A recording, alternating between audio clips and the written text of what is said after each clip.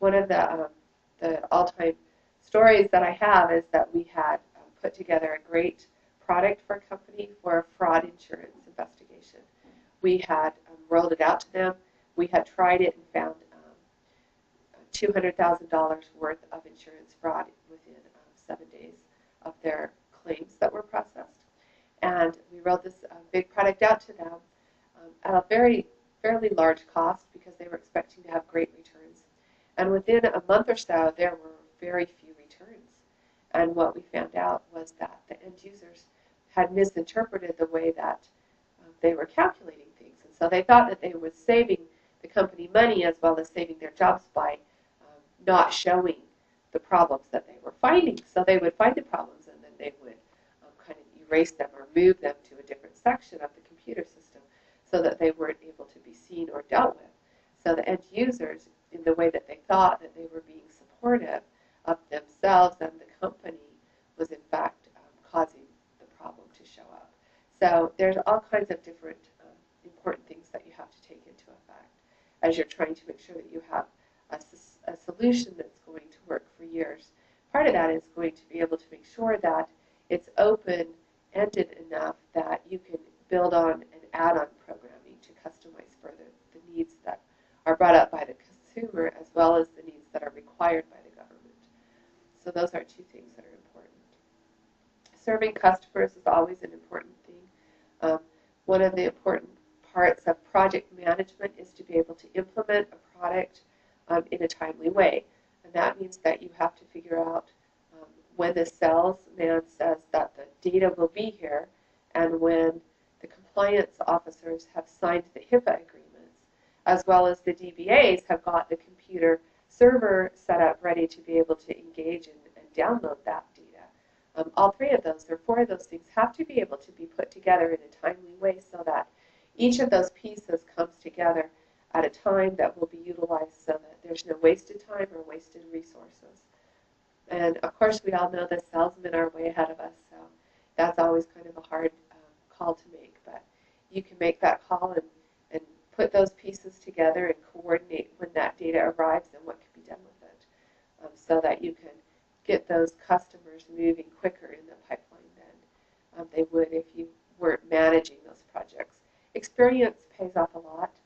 Intuition pays off a lot, and analytics pay off a lot. So if you take those three things and put them together, it can help you understand what your company is going to be able to do.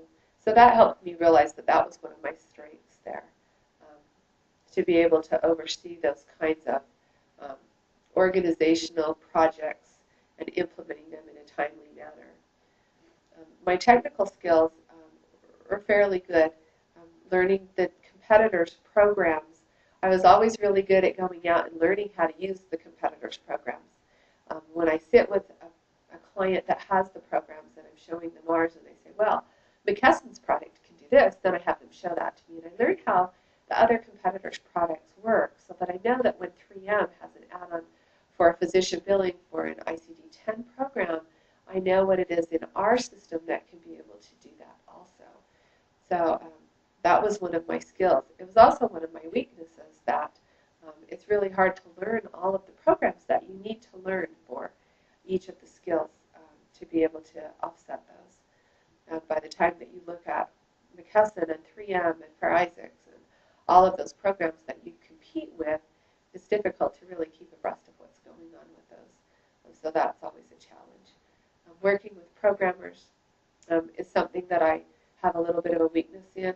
I have to remember to be able to put my requests in very concrete terms to be able to work with them and be able to help them understand what it is that I need out of the system, because if I give them or if they interpret something different than what I need, then the time spent in programming that is a waste of resources and time for our company. So that's something that I also learned through my program and my competencies that I needed to work on.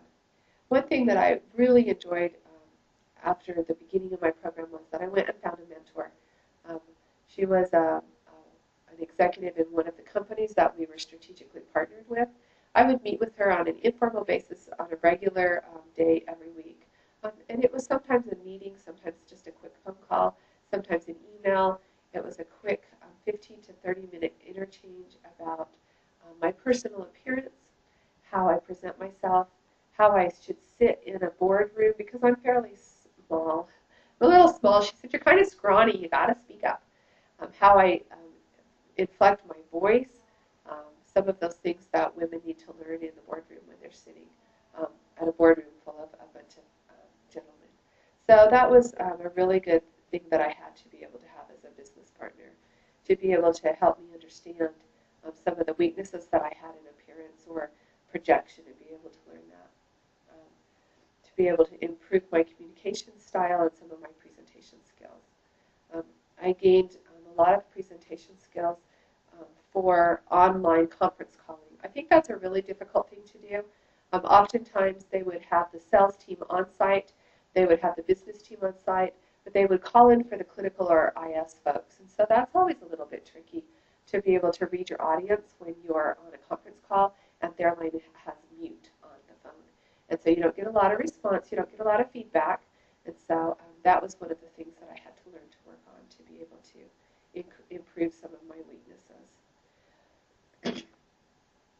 For my career path, I've learned that a lot of my strengths have served me well, that I have a solid background in some of the things that I am interested in moving forward. Currently, the job that I'm in is education. I've really enjoyed being back in the hospital. I have some possibilities to move into corporate regulations and insurance types of contracting. I'm open to lots of different options at this point. With my MBA coming up, I'm really hopeful that I can find something that I'm really interested in.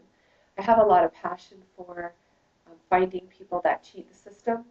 With our healthcare costs being so exorbitant, I think it's really amazing that our country has tolerated fraud and stealing white-collar types of crime from physicians and insurance companies and hospitals as far as it has. So that's kind of my passion. I'm really interested in. So I'm going to be able to try and find something that will match my skills with something in that area, and be able to put my goals and moving forward into that. So as I look for a few things that I'll do when I'm finished with my MBA, they will be in those kinds of areas. I may do a lobbying. I'm interested in maybe doing a lobbying internship where I go and learn how to lobby on the Hill and be able to understand a little bit more about the politics, because I think that that's one of my weaknesses. Is politics have a great effect on the government regulations that really control and influence the medical business right now. So I'm very interested in those kinds of things, and that's what I plan to do. So I appreciate your time. I've really enjoyed my education at WGU. I've sent a lot of folks to go to school there too. It's a great deal for me. So have a nice day. Bye-bye.